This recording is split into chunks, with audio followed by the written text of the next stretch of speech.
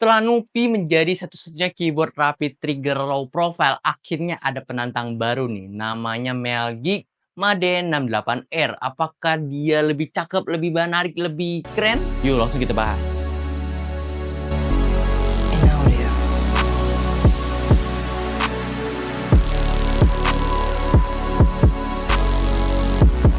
Mulai dari kelengkapannya, ini lebih simpel aja. Ada keycaps puller, keycaps extra, dan kabel braided. Satu kata buat keyboard ini. Gak cukup deh kayaknya. Berapa kata dah? Cakep banget desainnya. Tapi sebelum kita bahas lebih lanjut soal desain, kita bahas dimensinya dulu ya. Dimensi keyboard ini ada di 310 x 111 x 29 mm. Desainnya menggunakan floating layout.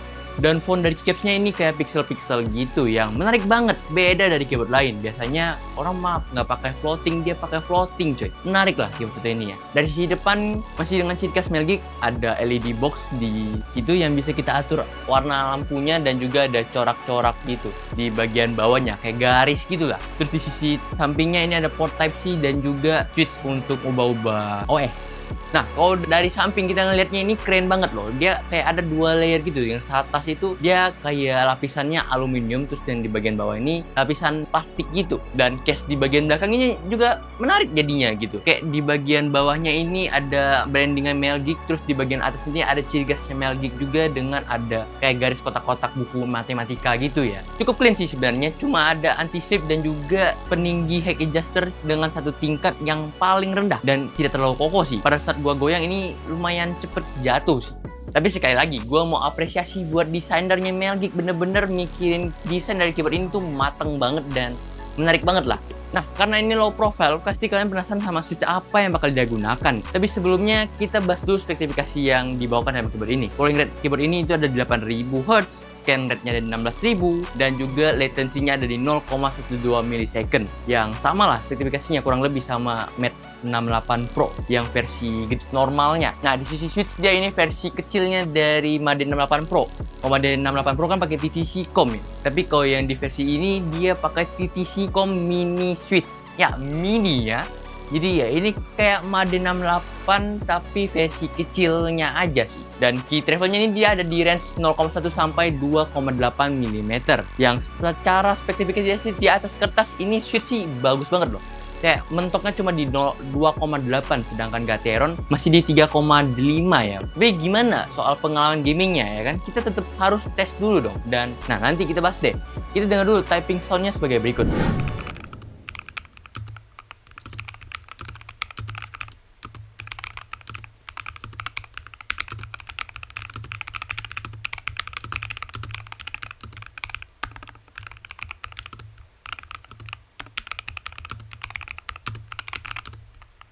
Gimana? Desain cakep, sound test enak ya kan, gokil lah keyboard satu ini gitu ya. Karena ini keyboard datang dengan tidak polosan, dalemannya tuh ada gitu. Dan bagian dasarnya kita langsung bisa nemu ada silikon dan juga di antara PCB dan top mount case yang alunya itu dia ada dampener lagi yang gue juga nggak tahu ini apa dampenernya. Tapi kalian bisa lihat gue kasih gambarnya kok. Ya karena memang agak susah dibongkar, untuk cabut switchnya juga gue nggak tahu caranya. Kayak nggak ada celah gitu buat dicabut switchnya gitu. Tapi dibanding ngebongkar-bongkar ini gue lebih menarik buat ngecek sisi softwarenya. Oke, masih sama seperti dengan Made 68 yang sebelumnya kita sempat bahas ya. Di sini yang versi low profile juga tetap masih web based untuk dari sisi softwarenya dan ya gampang lah buat diakses ya. Dan di sini gue pakai USB mode untuk ngatur-ngatur settingannya nanti. Nah, ini sebenarnya sama aja dengan tombol-tombol yang dulu yang kemarin kita sempat bahas. Di sini kita punya profile, terus kita bisa atur multimedia key button di sini untuk di keyboardnya, terus kita juga bisa atur RGB-nya mau dari sisi per switch-nya ataupun LED box yang ada di depan yang itu, yang tampilan di situ. Terus juga kita bisa update firmware di sini ya, dan ya gampang lah pokoknya seperti kemarin untuk memakainya. Tapi gue langsung pengen bahas ke fitur rapid trigger dari keyboard ini. Nah, di sisi fitur rapid triggernya ini buat yang masih belum paham rapid trigger apaan ya. Rapid trigger adalah fungsi di mana sebuah switch itu bisa kita atur untuk inputnya mau di milimeter berapa, mau di ketinggian berapa. Sedangkan untuk keyboard switch mechanical konvensional itu udah fix, kalian harus pencet sampai mentok baru bisa ke input gitu. Nah, kita udah tahu definisinya. Nah, sekarang kita coba lihat dia bisa punya kemampuan segimana untuk si rapid triggernya. Nah, pertama kita pilih dulu switchnya, dan ya Di sini untuk activation point-nya dia bisa dengan terendahnya dari 0,1 hingga 2,8 mm seperti yang gua krem tadi di bagian switch-nya ya. Tentu untuk semakin nyaman, semakin sensitif, semakin cepat inputnya ya kita pilih yang 0,1 ya. Lalu untuk button dead zone-nya kita bisa atur dari paling rendah ini 0,02 sampai 0,07 untuk button dead zone-nya. Ini terserah kalian mau atur untuk button dead zone atau enggak sih sebenarnya. Lalu untuk yang continuous rapid trigger dan kawan-kawan, ini kalian perlu centang dulu, perlu nyalain dulu untuk kalian bisa pencet di advanced setting dan nyalain continuous rapid triggernya yang biasanya gue selalu sarankan untuk wajib dipakai ya. Nah, untuk sensitivity-nya ini juga kita bisa pisah, tapi sekali lagi gue bilang kayaknya lebih enak kalau lebih gampang settingnya itu digabung aja jadi satu.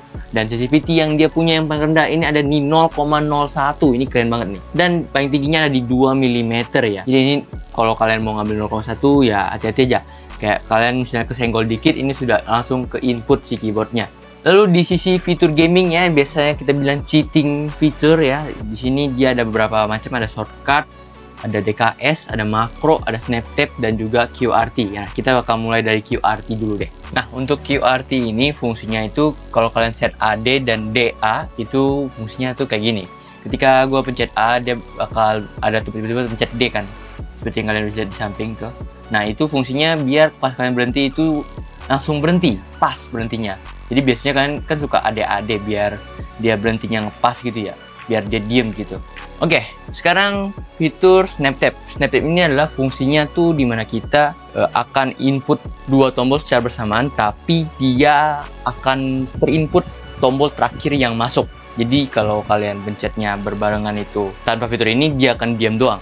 Tapi kalau kalian pencet dengan fitur snap tap itu dia akan menerima input terakhir yang masuk seperti ini. Tapi kalau kita pencet barengan nih, dia akan masuk inputnya. Kita mau A terus kita titik mode itu bisa langsung masuk dan ya bisa langsung ganti tombol, jadi nggak mungkin diam kalian. Lalu selanjutnya untuk fitur makro ini ya normal aja buat record tombol-tombol yang kalian butuhin. Terus ada shortcut di sini ya bisa bikin beberapa tombol untuk seperti replace key lock kayak Windows lock gitu ya kan, atau toggle key. Nah, mode tab ini juga ada fiturnya di mana kita bisa masukin dua fungsi pada satu tombol gitu. Fitur untuk lebih kompleksnya juga ada di sini yaitu di DKS Dynamic Keystroke. Ini sebenarnya juga udah gue jelasin semua. Gue bakal kasih cardnya di atas. So far dengan sensitivity di 0,01, terus activation force di 0,1 dan dead zone di 0,02. Ini sih aman-aman aja ya, nggak ada tombol yang tiba-tiba nggak ke input gitu pas kita pencet. Dan masalahnya sekarang ini lebih ke switchnya tuh jadi sensitif banget gitu.